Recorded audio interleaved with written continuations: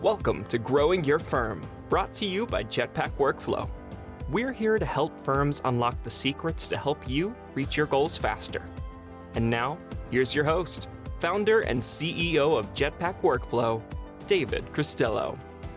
Hey everybody, David Cristello here, founder and CEO of Jetpack Workflow and host of Growing Your Firm. Today's guest is Cory Gayman. He is the owner and president of JCG CPA Firm, and he's focused on establishing common ground with other entrepreneurs and business owners who have grown their businesses from the ground up. His goal is to be a relatable coach, provide insights to business owners who are scaling their businesses and need financial assistance. We're going to dig through a lot of different topics today. I was just talking with Cory right before we hit record. We're going to get into this little topic that everyone's talking about, which is where's all the talent and what are you going to do about it? Of course, we can't go through this interview and miss talking about efficiencies in the accounting processes. So we'll talk a little bit about that. Time permitting, we'll dig into building a virtual firm, navigating that world, and probably so much more because Cory's in the trenches. He's operating a firm. So there's probably a lot for us to dive into. But first, Cory, welcome to the show.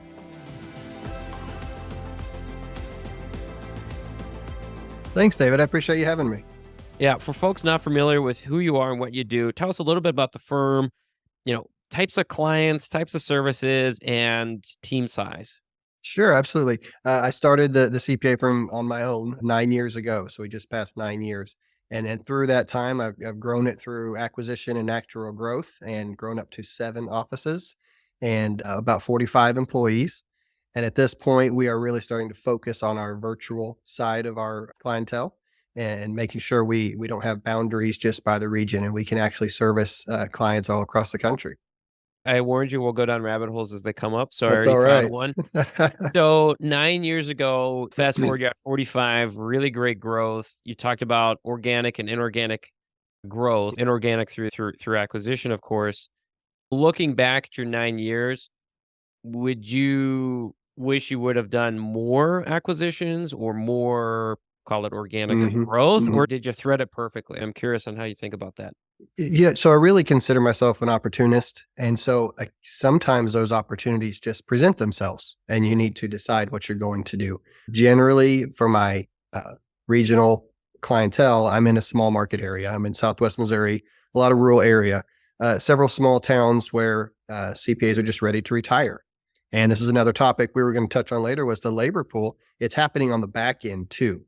The CPAs are wanting to retire, but they don't have an exit strategy and they're not seeing people come in that want to take over.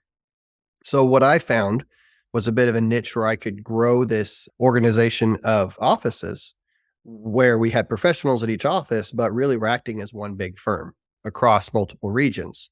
And from that, we've been able to develop our virtual systems and our virtual clientele and start to move that direction. So to answer your question, I know I went around the bush there a little bit. To answer your question, I think it's just as the opportunities come, you have to see if that's a good fit. And if it's not a good fit, you stay away from it and you continue the organic growth. So I feel like I hit the middle lane pretty well. So how many firms did you acquire over the last 9 years? So I preface it by saying they're all really different. A larger firm, that's an acquisition. That's a big deal. What's that mean? What's larger firm mean? Oh, okay. So in our area, if we've got one that has multiple staff, maybe 1,000 clients and maybe 5 people on staff, that would be a little bit larger. Generally, that's still one CPA that's running that. That's the old model.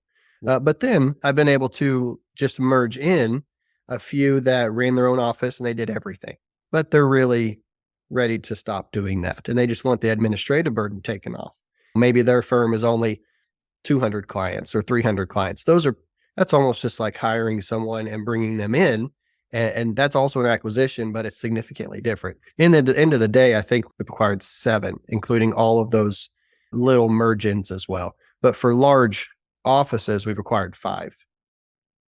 You've done 5 large, 7 right single per. Okay, so 12 total, but 7, it's a single person, and you're bringing them into the fold.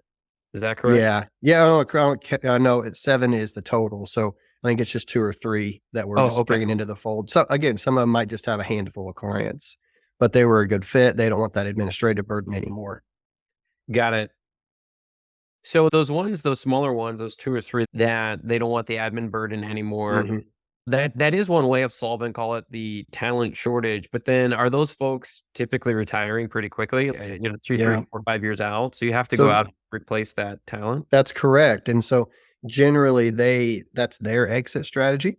And that's a good thing. It's something to provide to someone at that stage of their career. And they have built what I've noticed, because there's a big talk right now. What is better, organic or acquisition? When you acquire a preparer like this, been servicing a region for many years, 30 to 40 years, what really comes is the future referrals, because Yes. they've been saying no to people for probably up to 5 years because they got too busy. They're done. They're getting burnt out. So once they have taken that chain off and they can start saying yes, it's like the new referrals flood in. That's the real golden egg in the entire process of the acquisition. So you bring them in, you get everybody up to speed. And every deal that I've done, they have stuck around for a few years to help with the transition. But I've noticed a giant relief on them immediately from the administrative burden, and then more motivation from them just from getting off that administrative burden. So the firms that you did acquire, you said they're opportunistic.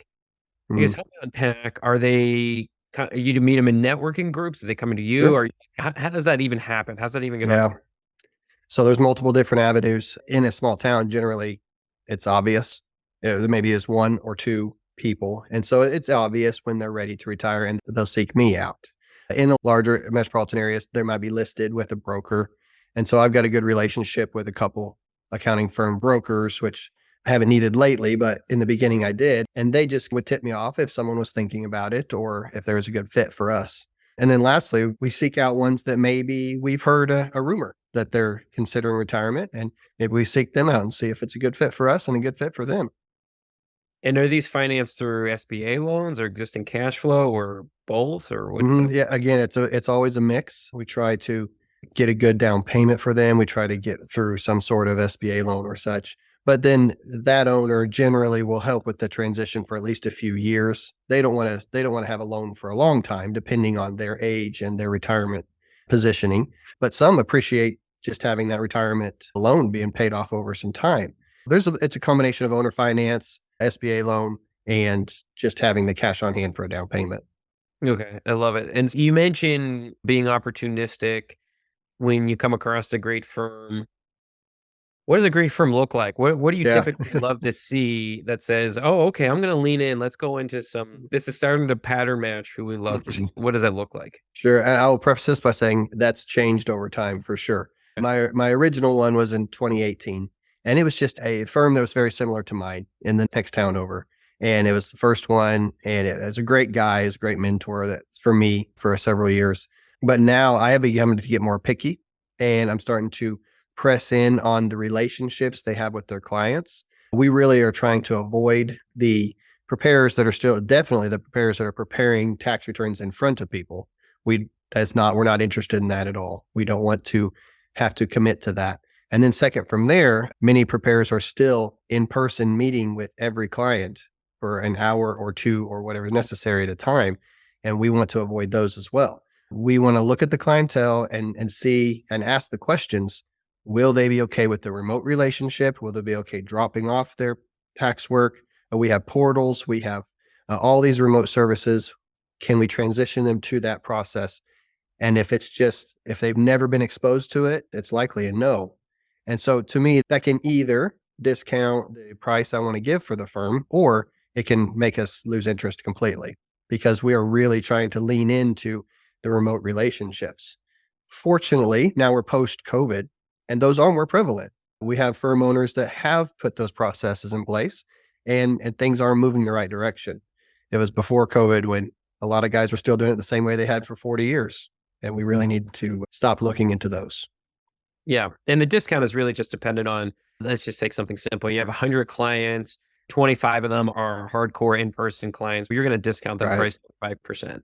Even just the setup of even their storage, their document storage. So the same preparer that does that is also going to be all paper still, or Mhm. mostly paper. So I'm going to need to spend several hundred hours of labor getting that scanned in, getting everything digitized, and getting the entire office itself to a more current system. But that is one thing that we've been good at as we've honed this process, is we've modernized these offices, and now they are very good functioning offices for the future.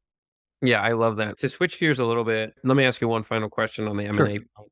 So these larger firms, you're vetting the client base, you're vetting probably other attributes around pricing and staff tenure and things like that. After you acquire a firm as 5 people, what have you learned about integrating that team, or do you Mhm. even worry about integrating that team? Do they maintain their regional culture and you just have this admin oversight, Yeah. or what have you learned about integrating the people after acquisition? I've learned that it's tricky and it's a landscape that needs navigated for sure. I don't want them to simply remain in their own world. I want them to fold into the culture. However, I don't want them to lose the culture that they've created as well. So there is a very fine line of how they interact with the rest of the firm. Uh, but along that note, as we have built these processes to make it feel more like one big firm and everyone is connected with each other virtually, even if it's just over email and messenger, we really want everyone to buy in to the corporate culture as well. We take it slow. And we've had employees that just were up for that. And we have had to let some go. Some have just weeded themselves out. But the ones that buy in, we've found to be a very happy employee as long as we are able to continue to provide what they are used to and give them the opportunity to grow. I think that's one of the biggest things I bring to an office when we do acquire one is I've got more opportunities for them. I always want to provide a ladder. I don't want to provide ceilings for people. So if I see someone that's just running the front desk or just running payroll, but I say they've got some talent and this office is going to grow, I can present to them some opportunities to move forward in their career. Yeah, interesting. And is there future ambitions to keep acquiring firms, or how are you thinking about the future from that front? So it's adjusted as the answer to that. Acquisition of firms could still be a positive way forward, but it is more folding in, like we talked about before with the smaller, because those tend to be the virtual ones at this point. So at this moment, I'm more excited about pulling in someone who's built a virtual office instead of has a large footprint in a city where we have to have a new staff or maintain staff and overhead. At this point, we have plenty of buildings and we have plenty of employees, and we can service clientele that already exists virtually very easily. Switching to the talent shortage, how are you thinking about that? I don't open up anywhere on the internet, LinkedIn, that's Yeah. having talent problems. People are solving it differently. But I'm curious, what have you found, or how have you approached this crunch that everyone seems to be Yeah. in? It's definitely been a crunch, and the quality of talent decreased there for a little bit. It seemed like we would set interviews and they would ghost us. They wouldn't show up to the interview. They wouldn't call Wow. back. Isn't that It, crazy? it's yeah, and those same people are demanding significantly higher pay than they did in the past. What do So you there think? has 20% more, 30% more? Where are they? Yeah, I'd say 20 or 25 is probably pretty good. We used to be able to yeah, that's probably good, 25. So the problem is that seemed to be the only driving force for them anymore. And quality of office, quality of things. And then of course, the very first question everyone would have is, can I work from home? That's Yeah. always the first question. Now we have taken steps to make that a possibility, but again, it can be difficult with a new employee that you don't know, you don't really trust yet. You've got to build that up. So we are presenting more of as a hybrid. And I even told my employees recently, we want this to feel like a hybrid style firm. We want to maintain these locations. We want to maintain the option for people to come in, but I do want to have full capabilities for people to work from home. That being the first question 2 years ago was work from home. We had to be ready for that, and we just really weren't yet. And now we are. Hey, growing a firm community, David here. Just want to share a quick note about Jetpack Workflow, our accounting workflow software. Now, for almost a decade, we've helped 5,000 plus accountants, bookkeepers, and firm owners use Jetpack Workflow to better organize accounting workflows, automate recurring tasks, and easily track and monitor client work. Never miss a deadline again. Stop using messy Post-it notes, generic tools, legacy systems, or spreadsheets to handle workflows and bring sanity to your client work. Now head on over to jetpackworkflow.com. That's jetpackworkflow.com to get started with a 14-day free trial or schedule a one-on-one demo with us. All right, now let's get back to the show. So do you find, do you still have challenges in the pipeline itself, or is it like it's not as relevant anymore because your conversion of that conversion rate on the pipeline is now better because you offer hybrid work situations. Definitely the latter there. There is still a high need for quality people. Since we've been able to open up and offer to full remote as well, not just hybrid, but we have been able to offer to full remote employees, we have found that we can find higher quality employees aren't limited to our region. So we are, like I said, we are in a Southwest Missouri. We're in a local region. We're in small towns. There's just only so many people in these towns, and Yeah. even in the cities, that's where it was getting really crazy with the competition for an employee, and prices shot up really fast. One of the problems there is you have to systematically raise your prices on your clients as well, and if you do that too quickly, you're just simply going to lose them. Yeah. So there is definitely a line to walk there that we had to survive, making sure we could service the clients with the clientele, with the employees that we had while pulling in some new help. But then you bring in someone at a higher rate, everybody else also wants a raise. So Well, that's what it I was is just a thinking. So did you, maybe not 25%, but did you come in higher than anticipated as you've been hiring over the last couple of years? a couple times higher than I anticipated, but we have got some good people. And I'm very proud of that. And I've locked in some excellent people. But it's just I had to just count it up to a change in the times. And we did make some systematic processes of reviewing our clientele pricing. Yeah. And because I was also walking a line there, if we were going through COVID, I had just done a couple acquisitions, going through and raising prices on all these businesses trying to survive. That doesn't sound right either. So we were really balancing quite a few factors there on how to push that out. And we've just now gotten to a really good place where I feel like the balance is coming back, where prices are where they should be. I can get a new employee, a quality employee for a reasonable rate now. It feels like it's finally coming back to it. However, the demand for these employees has also shot up again. So I think everyone's finally the dust has settled. We can move forward in a new world if we're going to. And I believe that a lot of these firms that didn't change to the hybrid or the virtual, they're selling or they're looking to the end right now. That old system's not going to survive much longer. Just to whoever there is going to retire because guys your age and my age, we don't want to come in and sit and be chained to a desk for 80 hours No. a week. We just don't. When you thought about how to absorb the increase of your cost structure and thinking about increasing client prices, did you try to rip a 10, 15, 20% price increase at some point? Or did you say, hey, we're going to do, I don't know, 5% this year, 5% next year? Or did you try to stagger it? How did you think about passing that along to your clients? So we did rip a band-aid off at one point, and on our tax returns, we set a minimum. And it's regionally based, but we ripped it off and we set a minimum. We said, look, we have to do it for this, or we can't do it because of our overhead, because of the employees. And we did lose clients, and it's okay. You don't want to lose clients, but Yeah. you want the clients that appreciate what you do and are willing to pay for it to come. And it seemed like for a couple of years we were just almost working for free, and we had to get away from that. So when we ripped the bandit off and set that minimum, that was a big deal.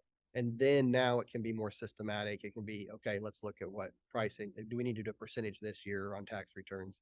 And as far as our bookkeeping and payroll services, it just was going through and analyzing each one case by case because they all have a different story. They all started with a different, potentially an acquisition, or with me, they started at a different point and they never got raised, or then everyone was paused through COVID on the raises. So there was some catch up to be done. And again, you lose some clients when that happens. But in the end, the client is happier and the firm's happier. What's the minimum price for your tax returns now? Yeah. So here in the Midwest, again, it's different. So we start at 300 for 1040s, but it goes up really quick. That is really just the basic coming in with the W-2. But just to cover overhead, just to cover what we have at our offices, we have to do that just to make sure we can effectively manage that client. Generally, our average for 1040s is going to be more like 700 to 800 though. Got it. Again, that's the bare minimum. And then corporations, they can be all over the place. They can be between 1,000 and 5,000. Just depends on the work that's necessary for business returns.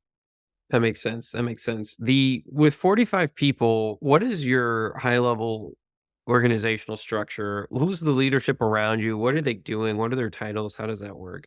Yeah.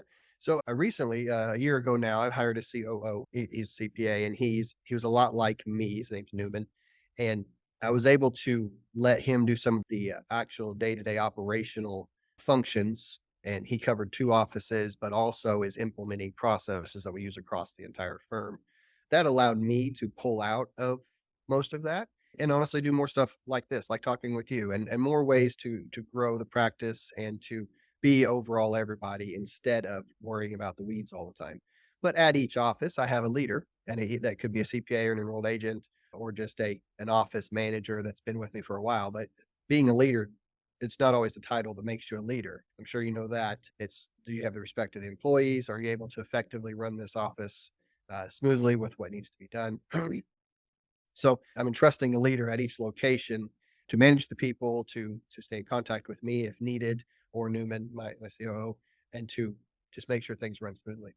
So if he's managing day to day, is he this is maybe not the right phrasing, but I'll say it anyway. Is he the first line of defense? And does he run all the one-on-one? So for your team of 45, do they, if there's a problem, it escalates to him before it escalates to Yeah. you, right? Is that kind of the general mindset? That's the general mindset since he has just been with me for a year. So many times some still come straight to me Yeah. after the office leader. But generally, that's the idea that he or I are available to help with a very top level problem. But almost everything is solved by that office leader. Most everything is squashed right there and taken care of. And I've empowered them to be able to do that, to make certain level, even if it involves money, to make certain decisions so that they feel like they are effectively running their office and don't have to run to us every time something comes up. Got it. For hiring a COO, do you feel like that was the right time about a year ago? So maybe we're at 45 folks, maybe we might have been close to it. Or do you feel like you maybe should have done it earlier? Or was that Yeah, kind of the right time? probably should have done it earlier. I think COVID really delayed just a lot of natural decisions that should have been made. But no, he's been amazing to take a lot of that burden off of me and help with just new ideas and a fresh perspective. He's also 10 years younger than me, so I got a new generational perspective as well, which is very important to have when you're growing a firm like this, to have multiple generational perspectives. And he works just as hard as I do. So that was a really good thing to bring him in. I got lucky to find him. Yeah, we can unpack that a little bit more then. So were you thinking when would have been the opportune time, either from an employee count or revenue count? Yeah. When do you think it was like, oh, in hindsight, this probably would have been the perfect time? And then I'm curious how you found them.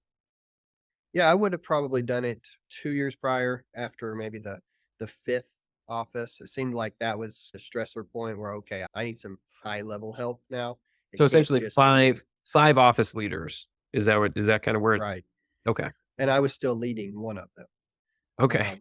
So I was still running one of the offices and actually two at that time. I was running two of the offices and I was the rest. So that was probably the best time since he's come on. I added one more before he came on. Then since he's come on, we've added another one. Okay. So that was probably the time that it should have happened, but I was starting to feel it. And then we started searching and I did search for about 18 months. This was back in the heat of find somebody. So I searched for about 18 months trying to find somebody, and we failed finding someone through Indeed and through the normal process. And when we sent out letters to CPAs, we were just we tried everything we could internally, and we didn't find anybody. So I ended up hiring a recruiter, and they were able to find him through their methods, and we just got connected and started talking, and it worked out. Was it an industry specific recruiter or more just generic for hiring COO positions? I don't think they're industry specific, but I think they focus on professional level or executive level. Yeah. But I don't think it was specifically accounting industry, even though they had the person I worked with was accounting specialist at this firm. Got it. And this recruiter, you pay 25-ish, Yeah. 35% first year salary, and then there's some sort of like guarantee clause in there. Yeah, there is. They have to stick with me, of course, and yeah, you pay them about 30% of Yeah, first year salary. And in end of the day, it's all worth it. Hard to stomach at the first, but end of the day, it's all worth it. And the recruiter, they even checked up. They stay in touch. So they followed up, see how he was doing. And he does have to stick around for a while to make it all worth it, or they would jump back in and help again. great. I have one final topic we'll cover. I know we're Sure, jumping around so much, but that's okay. you absorb so many different firms in such a fast period. What have you learned about driving efficiency through process? It would kill me not to ask you questions around workflow and processes. So I'm curious, what have you learned about designing them, implementing them, adjusting them as you've grown so quickly over the last 9 years? You have to find something that works, and not just works, but it's going to be scalable and not confusing. Those are the main points. And this is a constant, I don't even want to say battle. It's just a constant thing that needs done through our office. You can't ever feel like, okay, we've said it, now it's done. We never have to change. That's just not true. That's how the guys who were doing all paper felt when Yeah. it was just all Well, paper. That was just the process. how often should you change them? Like yearly, should you review them, or how do you think about that? We are very, with tax season, we get very seasonal on changes, right? So I don't want to do too many changes, and definitely not during tax season, because everyone's too busy. And so in the fall is generally a good time when we look at the processes, make sure they're still good, tweak them. I wouldn't say overhaul things. This year we are doing a bit of an overhaul to make our in-house tax prep process better, but I wouldn't overhaul it every year. I would just review it and tweak it and look at it and review it and tweak it. So for us, it's really an annual basis, but it's a constant, every employee that uses it we do constant feedback. We talk about things. If there's an issue, someone digs into it or they call the company that we use. We do use a workflow system right now and an online portal system, and we have good communication with them. So if we have something that we're not sure we like it or we want it to be improved, we call them and we talk to them as well. So I'd say it's ongoing, but really, if we're going to make a big change or any kind of overhaul, it has to be in the fall. That makes sense. And is this happening ad hoc, or it sounds like what cadence of meetings? Sounds like people are surfacing opportunities for process improvement. So what does Right. that look like for people on the individual contributors to raise their hand and say, "Hey, this is Right. confusing." So we're working on that process as well and how we can stay communicated better with each other. But during tax season, what we plan to do is have some weekly meetings and work on processes throughout, because if we put this in place and then it's just not working 2 weeks in, we're gonna have to make some adjustments. We know that. So we'll have some weekly meetings over Zoom or Teams, so that we can all be in contact with each other. And I give all my employees just the empowerment to raise their hand or to call or talk to someone. I try to breed inspiration from the employees, and I don't want them to ever feel like I've got a good idea, but I can't say anything because they told me I have to do it this way. I don't want that sort of environment. I want everyone involved and part of it. So generally, they would just talk to their next person up at their office, or they collaborate with their peers and they get it up the chain. And we'd have a meeting about it. If it me and Newman, my COO, we would talk about it first. And if it's something we wanted to implement firm wide, we would. That being said, too much change can be Mhm. difficult when you have this many people, especially multi-generational. Too much change can be confusing. It can be, I'm never comfortable. I'm always feel like you're getting ready to change something on me. So we do have to balance that as well. How often are you in? I'm sure there's near daily of just quickly touching base, but what is your cadence with new men? Or do you have a longer sit down weekly, biweekly, monthly? How does that work? We're not in the same place together very often. So we generally do a good long phone call at least once a week or a Zoom meeting if needed. Okay. But we do end up in the same place every once in a while. We'll have a good meeting there. So I'd say we try to make sure weekly we're having a good update meeting just with each other so we can determine what's going on. Are there any problems? Maybe he heard about an employee issue that I didn't know about and he wants to report it to me, or vice versa. Yeah, we try to do it once a week. And I think at this level, that's just a long meeting. We'll touch base or have quick conversations throughout the week as well. Yeah, absolutely. Cory, this has been a real treat. We covered a lot of ground from processes to talent to acquisitions to hiring a COO. Right. I want to reach out, say thank you, learn more, connect with you. What is the best way for our community to get in touch with you? That'll be great. And I appreciate the time today. Thank you very much. Our website is www.jcgcpafirm.com. So they can go there and learn more about us and the services that we offer. And they can contact us through there. And our individual office locations and phone numbers are on there, but also our just overall phone number is on there as well. If someone wanted to call in, but then they can also send an email through the contact us. And I would encourage people to go there, go to LinkedIn or find us on Facebook or Instagram. We are on all of those as well, just to keep up with what we're doing. And we try to put out tidbits of knowledge and pieces of things like this that I'm doing with you. So we want to keep everybody informed and entertained a little bit and prepared and ready for tax season once it gets here. Yeah, I love it. Cory, I really appreciate this. And if folks were listening, they couldn't jot down every idea, great question, great approach. We're going to link everything up at jetpackworkflow.com/blog. That's jetpackworkflow.com/blog. We'll link up to the firm resources, the firm site, to their LinkedIn and socials. If you enjoyed today's interview, leave a review. It helps us get a word out. And if you really enjoyed it, you're like, oh gosh, the way Cory thought about acquisitions really sparked something for my future growth. And if you feel like other firm owners could benefit from listening to this interview, share it with them. I know that will just be a million thanks from myself and Cory as well, just for sharing it with the broader community. Cory, thanks for coming on. I appreciate it, David. Thanks. It's a lot of fun. Thank you for joining Growing Your Firm, the podcast series for global, small, and medium-sized businesses ready to scale and increase profits. You can check out more podcasts by following the links in the show notes. And don't forget to subscribe, rate, and review wherever you're listening. At Jetpack Workflow, we're all about maximizing returns for accounting firms and CPAs. Check out more podcasts on growing your firm and subscribe wherever you listen to podcasts.